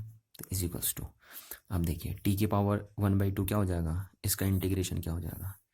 तो इसका इंटीग्रेशन आपने यहाँ से सीखा है, x⁻n इंटू डी एक्स का इंटीग्रेशन क्या होता है, x⁻n+1 अपॉन n+1 होता है ना, ये आपने सीखा है। तो वहाँ से मैं इसका बोल सकता हूँ कि इसका इंटीग्रेशन क्या हो जाएगा, t⁻1/2 का t⁻3/2 अपॉन 3/2 हो जाएगा, ठीक है ना। यहाँ से लगा सकते हैं आप, डिवाइड बाई इसका, देखिए इसका क्या हो जाएगा डिफरेंशिएशन, तो इसका डिफरेंशिएशन क्या हो जाएगा आपके पास 2 हो जाएगा। कर सकते हैं आप, है ना, मैं बार बार नहीं बताऊंगा, मैंने डिफरेंशिएशन में चीज़ सिखाई थी आपको। तो 2 हो जाएगा यहाँ से, तो ये हो जाएगा आपका t⁻3/2, है ना, t की पावर कितनी 3/2, और इस 2 से ये 2 कट गया आपका, तो अपॉन 3 बन गया। तो यानी आपका आ गया t⁻3/2 अपॉन 3 आ गया, ठीक। और फिर t की वैल्यू आप पुट करेंगे, क्योंकि t आपने अपनी मर्जी से लिया था, तो उसको हटाएंगे, तो t कितना था 2x-3 अपॉन 3। तो यानी अगर आप इसको इंटीग्रेट करते हैं, ठीक है, तो इसको इंटीग्रेट करके आपका रिजल्ट ये आता है, ठीक, ये 3/2 है पावर, सुनिए। तो अगर आप इस फंक्शन को इंटीग्रेट करते हैं तो इस फंक्शन को इंटीग्रेट करके ये आएगा आपके पास। तो ये कंसेप्ट आपको समझ में आना चाहिए, है ना, बहुत इंपॉर्टेंट पॉइंट है कि अगर फंक्शनों के अंदर भी फंक्शन बनते हैं तब आप इंटीग्रेट कैसे करते हैं। तो तब इंटीग्रेट करने का ये ट्रिक है, जैसे ना जब फंक्शनों के अंदर फंक्शन बनते थे तब आप डिफरेंशिएट कैसे करते थे, कि आप इसको t मान लेते थे और फिर पूरे फंक्शन को t के रिस्पेक्ट में डिफरेंशिएट करते थे, ठीक है, और फिर जिसको t मानते थे उसका डिफरेंशिएशन x के रिस्पेक्ट में दोबारा करते थे, पर इंटीग्रेशन में क्या करते हैं, इंटीग्रेशन में जैसे आपने इसको टी माना तो अब आप इस पूरे का इंटीग्रेशन कर देंगे टी के रिस्पेक्ट में, और फिर जिसको टी माना उसका डिफरेंशिएशन एक्स के रिस्पेक्ट में नीचे करेंगे आप। ठीक है, क्यों करेंगे एक्स के रिस्पेक्ट में, क्योंकि ये देखिए एक्स का फंक्शन था ना, तो एक्स के रिस्पेक्ट में करेंगे। तो इस बात को आपको ध्यान रखना है, और ये बात आपकी तभी क्लियर होगी जब आप और ज़्यादा प्रैक्टिस करते रहेंगे इस बात की। ठीक है, तो प्रैक्टिस ही आपको और परफेक्ट बनाएगी इस चीज़ में। चलिए एक दो एग्जाम्पल्स मैं आपको और समझाता हूँ इस बात को। ठीक है, क्योंकि इसमें बच्चे ज़्यादा कंफ्यूज होते हैं, तो एक एग्जाम्पल से और समझाता हूँ मैं। चौथा एग्जाम्पल लेता हूँ। देखो मैंने कहा integrate sine 3x with respect to x, तो आप ऐसे लिख देंगे। इसका मतलब है साइन 3x इंटीग्रेट हो रहा है x के रिस्पेक्ट में। तो आप इसको कैसे करेंगे, देखिए अगर ये सिंपल साइन x होता, ठीक है, सिंपल क्या होता साइन x, तो साइन x का तो सीधे सीधे क्या हो जाता माइनस कॉस x, है ना। ये देखिए मैंने आपको बताया था साइन x का सीधे सीधे इंटीग्रेशन क्या हो जाता है x के रिस्पेक्ट में माइनस कॉस x हो जाता है। बट अब ये सीधे सीधे नहीं है ना, यहाँ पे फंक्शन के अंदर फंक्शन बनने लग गए। देखिए तो मैंने कहा जब ऐसी सिचुएशन बनती है तब आप कैसे डील करते हैं, आप क्या करेंगे, इसको टी मान लेंगे, ठीक है, और इसको टी मान के पूरे फंक्शन का इंटीग्रेशन टी के रिस्पेक्ट में कर देंगे। टी के रिस्पेक्ट में कर दिया आपने इंटीग्रेशन, ठीक है। अब जिसको आप टी मानते हैं उसका डिफरेंशिएशन एक्स के रिस्पेक्ट में नीचे करेंगे। एक्स के रिस्पेक्ट में क्यों करेंगे, क्योंकि यहाँ देखिए आपको एक्स दिख रहा है, ठीक है। तो किसका डिफरेंशिएशन आप नीचे करते हैं अपॉन में, एक्स के रिस्पेक्ट में जिसको आप टी मानते हैं। तो ये हो गया, तो integration sine T into D t upon, देखिए डी ओवर डी एक्स, और टी किसको माना आपने 3x को माना है, तो ये हो गया आपका। ठीक है, अब देखिए साइन टी का टी के रिस्पेक्ट में कितना हो जाएगा, साइन टी का टी के रिस्पेक्ट में हो जाएगा माइनस कॉस टी, है ना। यहाँ से देख सकते हैं, देखिए जो फॉर्मूले मैंने आपको लिखा थे ये तो मैंने एक्स में लिखे ना यहाँ पे। अब अगर भाई यहाँ टी है तो यहाँ भी टी है, तो यहाँ भी टी आ जाएगा आपका, क्या उसमें क्या दिक्कत है। तो माइनस कॉस टी हो गया अपॉन, अब इसका डिफरेंशिएशन आपको आना चाहिए, इसका डिफरेंशिएशन आ जाएगा 3। ठीक है ना, ये चीज़ नहीं सिखाएंगे अब आपको डिफरेंशिएशन में बात समझाई थी हमने, तो ये आ गया इसका। अच्छा अब आप ये बोल सकते हैं यानी साइन 3x का इंटीग्रेशन एक्स के रिस्पेक्ट में कितना है माइनस कॉस, और टी की वैल्यू आप फिर रखेंगे क्योंकि टी आपने अपनी मर्जी से लिया है, तो 3x अपॉन 3।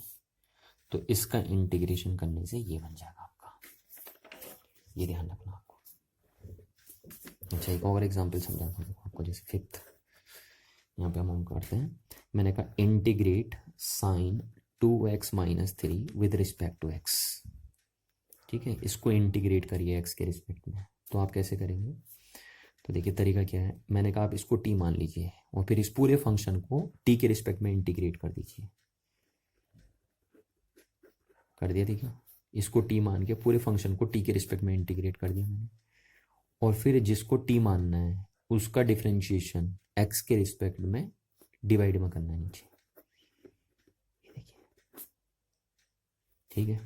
तो integration sine T into D T और upon D over D x, और टी की वैल्यू, टी किसको माना आपने 2x माइनस 3, क्योंकि ऐसे थोड़ी ना इंटीग्रेट होगा ना भैया, नीचे x है तो यहाँ भी फंक्शन x का बनना चाहिए, तो ये x की वैल्यू रखी।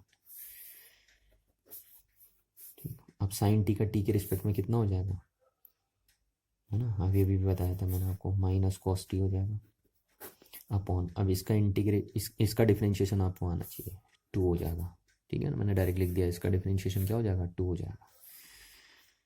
तो यह आ गया आपका integration of sine 2x minus 3 into D x, इसका इंटीग्रेशन ही हो जाएगा। और सॉरी अभी ये नहीं आएगा, अभी फिर टी भी तो आपको हटाना है, कॉस टी के सामने कितना हो गया 2x माइनस 3 अपॉन 2। तो अगर आप इसको इंटीग्रेट करेंगे तो आपका ये रिजल्ट निकल के आएगा। अच्छा देखिए अब एक लास्ट फार्मूला मैं आपको बता दे रहा हूँ बस, क्योंकि मैं इंटीग्रेशन को इसी वीडियो में ख़त्म करना चाहता हूँ, पूरे के पूरे इंटीग्रेशन को, है ना। तो इसमें हम बोलेंगे कि अगर आपके पास प्रोडक्ट वाला है, जैसे यहाँ पे लिख दिया मैंने इंटीग्रेशन ऑफ द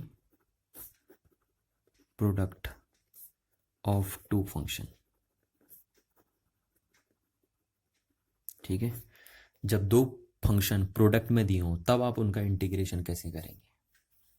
यहाँ पे ऐसी डिफरेंशिएशन में भी मैंने आपको सिखाया था, है ना, कि अगर 2 फंक्शन क्या हैं ऐसे हैं, जैसे ये होता था ना, एक फंक्शन ही होता था f1x और दूसरा फंक्शन ही होता था f2x, प्रोडक्ट में होते थे जब दोनों फंक्शन।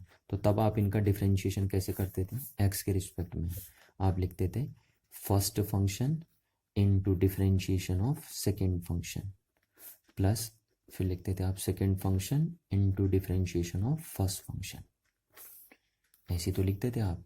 ये डिफरेंशिएशन में मैंने आपको सिखाया था, प्रोडक्ट रूल भी हम इसे बोलते हैं, है ना, कि अगर दो फंक्शन प्रोडक्ट में रहते हैं या मल्टीप्लाई में रहते हैं तो तब आप उनका डिफरेंशिएशन कैसे करते हैं, आप लिखते हैं first function into differentiation of second function plus second function into differentiation of first function. तो अब ऐसी दो फंक्शन अगर क्या है प्रोडक्ट में है और तब आपको उनका इंटीग्रेशन करना हो, तब आप कैसे करेंगे। जैसे ये है मेरे पास फंक्शन, देखो एक है f1x और दूसरा है इनटू f2x। ये देखो प्रोडक्ट में है दोनों फंक्शन, ठीक है, प्रोडक्ट ऑफ टू फंक्शन। अब इनका इंटीग्रेशन आप कैसे करेंगे, तो जैसे मैं बोल दूं इंटीग्रेट ऑफ दिस फंक्शन, ठीक है, ये दो फंक्शनों का इंटीग्रेशन आप कैसे करेंगे एक्स के रिस्पेक्ट में, जो फंक्शन प्रोडक्ट में देखिए, ठीक है। तो प्रोडक्ट में अगर दो फंक्शन है तो तब आप उनका इंटीग्रेशन एक्स के रिस्पेक्ट में कैसे करेंगे। क्यों एक्स के रिस्पेक्ट में कर रहे हैं आप, क्योंकि ये दोनों फंक्शन एक्स के हैं ना, इसलिए एक्स में कर रहे हैं। तो कैसे करेंगे, तो इसका फॉर्मूला बता रहा हूँ मैं आपको, ठीक है। ये फॉर्मूला आपको याद रखना है, फॉर्मूला काफ़ी इंपॉर्टेंट है। आप लिखेंगे first function into integration of second function, ठीक है, इसका मतलब सेकेंड फंक्शन का इंटीग्रेशन हो रहा है और एक्स के रिस्पेक्ट में, माइनस इंटीग्रेशन, और फिर ब्रैकेट के अंदर यहाँ पे ध्यान रखना इंटीग्रेशन का साइन है देखिए, ठीक है, और फिर इन ब्रैकेट के अंदर differentiation of first function into integration of second function, और इनटू फिर इस सारे का इंटीग्रेशन। इस चीज को नोट करना आपको, देखो यहाँ पे, ठीक है ना, इस सारे का इंटीग्रेशन। ये देखिए यहाँ पे एक ब्रैकेट ही ध्यान रखना है चीज का, हाँ?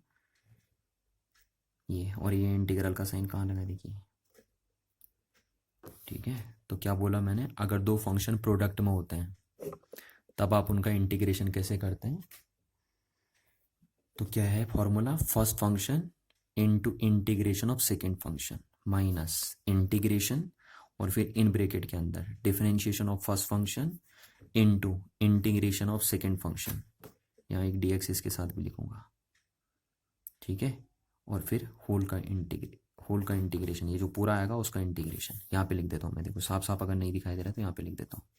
क्या करेंगे, इसका इंटीग्रेशन कैसे करेंगे, first function into integration of second function.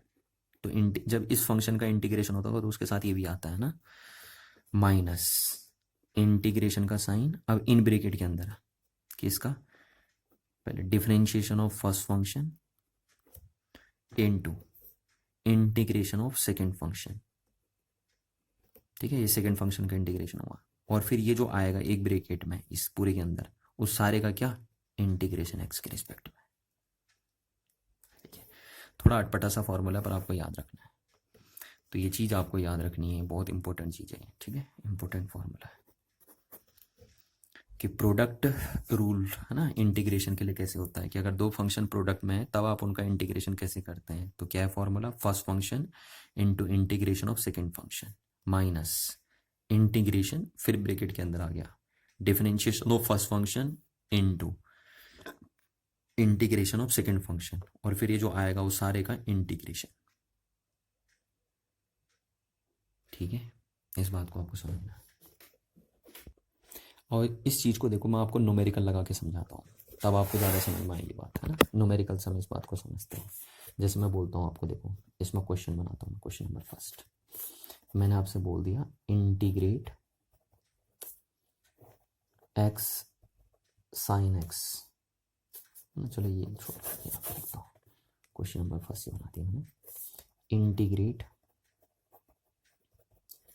X sine x with respect to x, यानी इसको इंटीग्रेट करो एक्स के रिस्पेक्ट में। अब देखिए दो फंक्शन हो गए ना, पहला फंक्शन ही हो गया दूसरा फंक्शन ही हो गया, तो इसको आप f1x मान लेंगे, इसको आप f2x मान लेंगे, ठीक है। और अब इसका इंटीग्रेशन आप कैसे करेंगे, तो देखिए आप पहले ऐसे लिखेंगे इंटीग्रेशन एक्स साइन एक्स, और किसके रिस्पेक्ट में करना है, एक्स के रिस्पेक्ट में करना है, तो हम ऐसे लिख देंगे। क्लियर है ना बात। अब इसमें दो फंक्शन है, देखिए एक फंक्शन ये है और दूसरा फंक्शन ये है। तो मैंने कहा था अगर दो फंक्शन होते हैं जैसे f1x इंटू f2x, और उनका अगर आपको क्या करना होता है इंटीग्रेशन, तो आप कैसे लिखते हैं, first function into integration of second function minus integration of किस, और यहाँ लिखते हैं आप ब्रैकेट के अंदर फिर differentiation of first function into integration of second function, और फिर इस पूरे का इंटीग्रेशन। देखिए लिखते हैं ना आप ऐसे, अगर आपको याद है तो, है ना, अभी भी बताया था। तो यहाँ पे इस चीज़ को गौर करना कि इस ये जो ब्रैकेट के अंदर आएगा इसका फिर दोबारा इंटीग्रेशन हो रहा है सारे पार्ट का एक्स के रिस्पेक्ट में। तो चलो आओ वही मैं यहाँ पे लगाता हूँ, एक्स को मान लेता हूँ f1x और साइन एक्स को मान लेता हूँ f2x। अब जरा आपको एक बात ध्यान रखना ना, क्योंकि इंटीग्रेशन थोड़ा सा टफ होते हैं, उतना आसान नहीं होते जितना डिफरेंशिएशन होते हैं। तो आप इसमें से आप पहला और दूसरा फंक्शन किसी को भी मान सकते हैं, किसी को भी आप पहला बोल सकते हो, किसी को भी दूसरा बोल सकते हो। ठीक है, ऐसा नहीं है कि एक्स पहले लिखा है तो उसको आप पहले मानेंगे और साइन एक्स दूसरा लिखा है तो आप उसको दूसरा ही फंक्शन मानेंगे, ऐसा कुछ नहीं है। आगे पीछे आप इनसे कर सकते हैं, कोई फ़र्क नहीं पड़ता, वैसे भी आपको पता है इनको आगे पीछे लिखने से।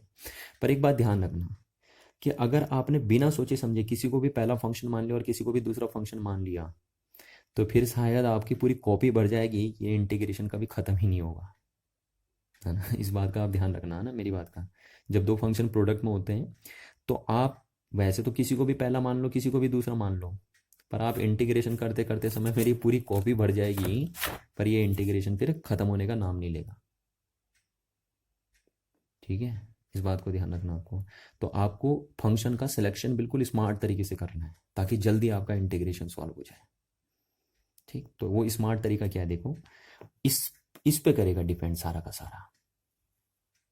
वो स्मार्ट सिलेक्शन इस पे डिपेंड करेगा कि अगर आपको जल्दी से जल्दी इसके इंटीग्रेशन की वैल्यू निकालनी है तो आपको स्मार्ट तरीके से इसमें पहला और दूसरा फंक्शन चूज करना पड़ेगा कि पहला आप उसी को बोलेंगे और दूसरा आप उसी को बोलेंगे। अगर आप किसी को भी पहला दूसरा मान के चल लेंगे, वैसे तो मान सकते हैं आप, मैं कह रहा हूँ कॉपी बढ़ जाएगी, खत्म नहीं होगा integration.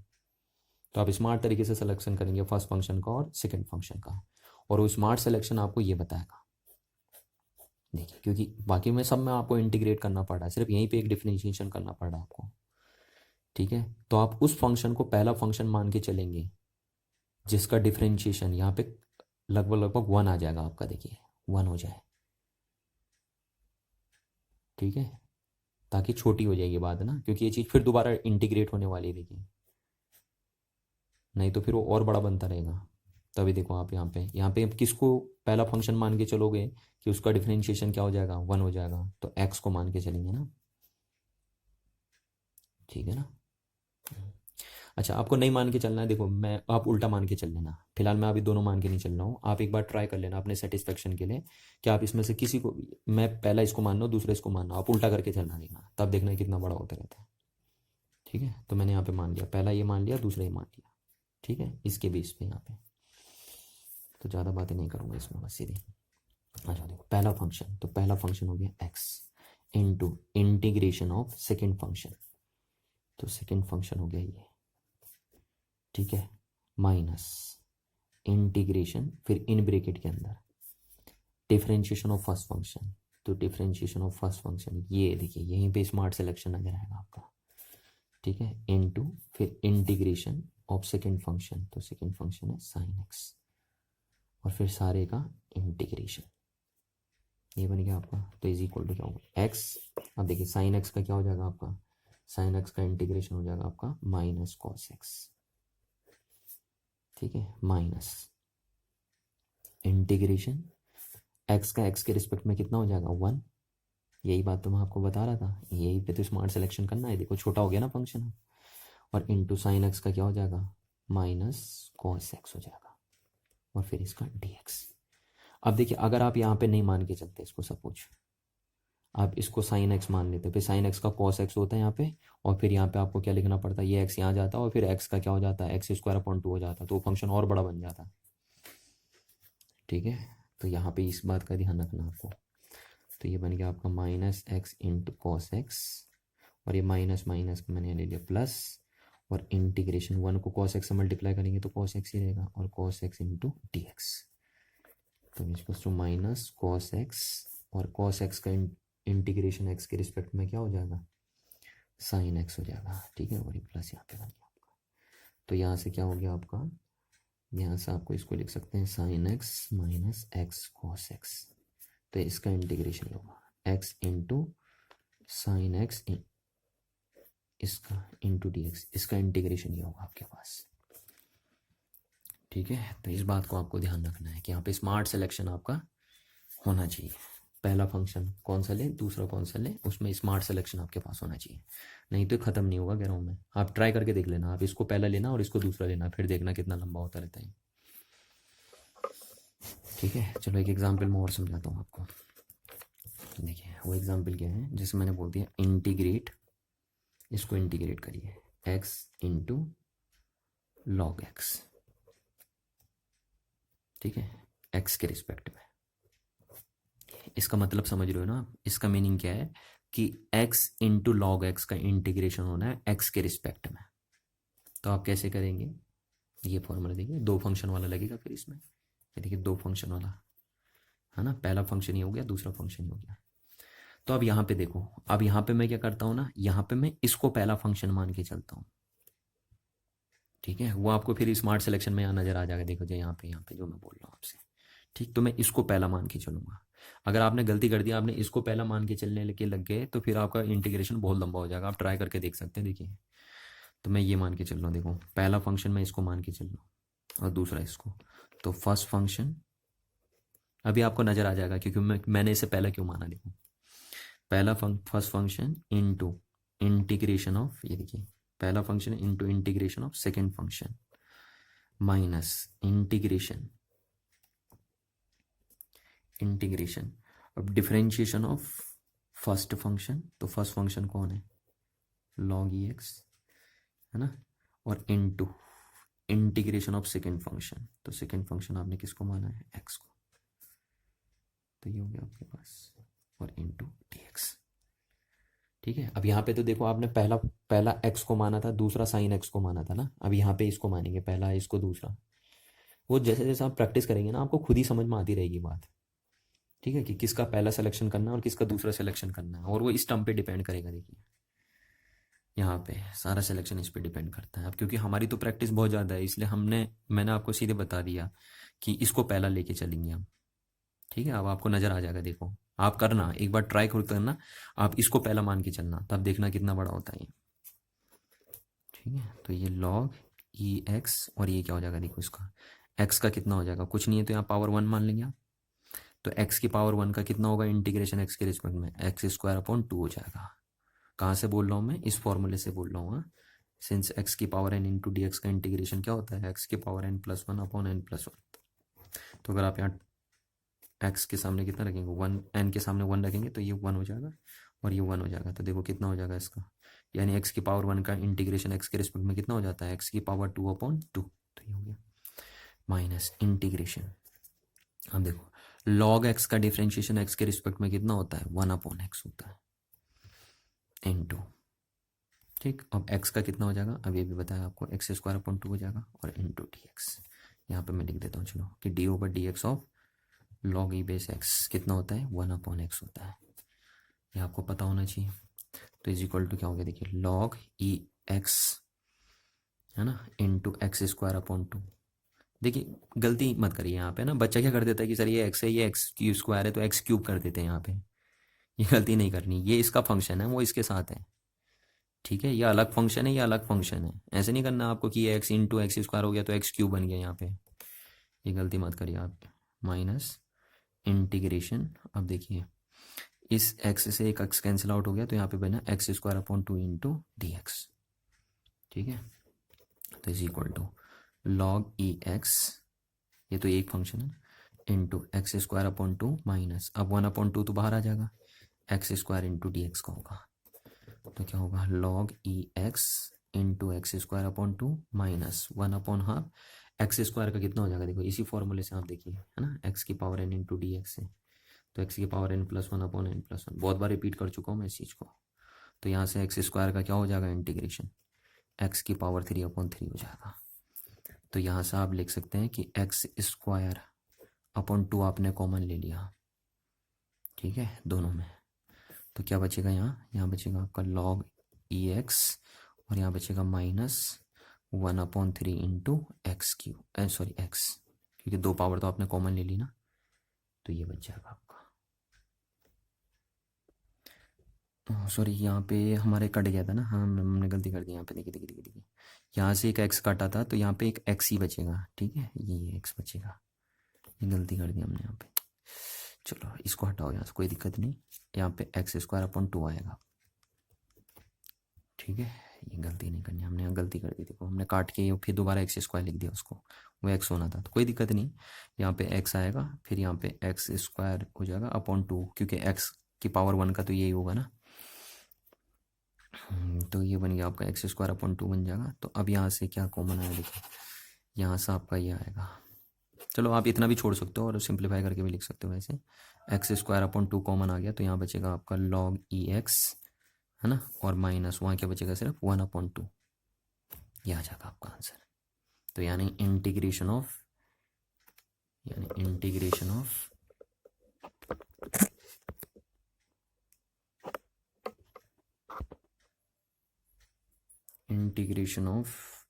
X into sine x with respect to x, इस कितना आ जाएगा, एक्स की पावर 2/2 इन ब्रैकेट के अंदर लॉग एक्स माइनस 1/2, ठीक है।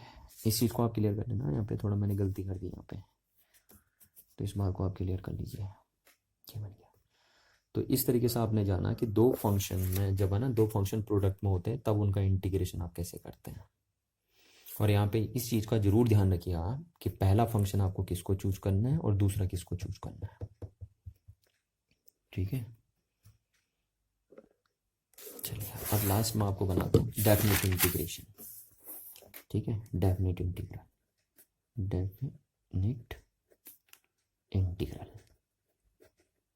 ठीक है। तो जैसे मैंने डेफिनेट इंटीग्रल में आपको पहले भी बता दिया था कि इसमें क्या होती है, इसमें लिमिट ऑफ इंटीग्रेशन भी होता है। जैसे y=f(x) हमारे पास एक फंक्शन है, मैंने कहा इसको इंटीग्रेट करो विद रिस्पेक्ट टू x, है ना, तो अब इसमें मैं ऐसे बोलूँगा, देखो integrate this function with respect to x from a to b। अब इसमें हमारे पास लिमिट ऑफ इंटीग्रेशन भी होती है, ठीक है, कि हमें इस फंक्शन को इंटीग्रेट करना है x के रिस्पेक्ट में, और कहाँ से कहाँ तक करना है, a से b तक करना है। तो आप ऐसे लिखेंगे, देखिए integration of this function with respect to x from a to b।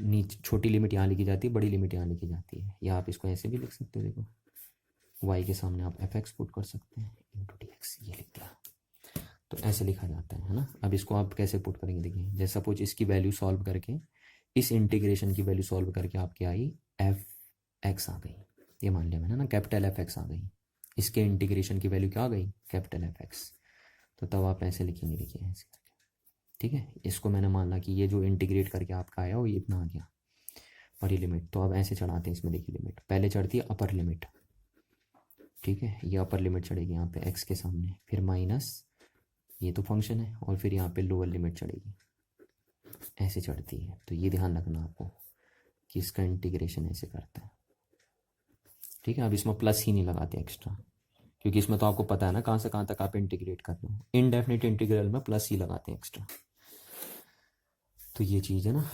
अब चलो ये चीज़ अगर आपको समझ में नहीं आई कि कैसे हमने किया, तो मैं आपको एग्जाम्पल से समझाता हूँ, देखो एग्जाम्पल से बढ़िया क्लियर हो जाएगा आपका, ठीक है। जैसे मैंने कर दिया, देखो इंटीग्रेट x की power 3 with respect to x from 2 to 3, यानी x की पावर 3 को इंटीग्रेट करो फ्रॉम 2 to 3 थी।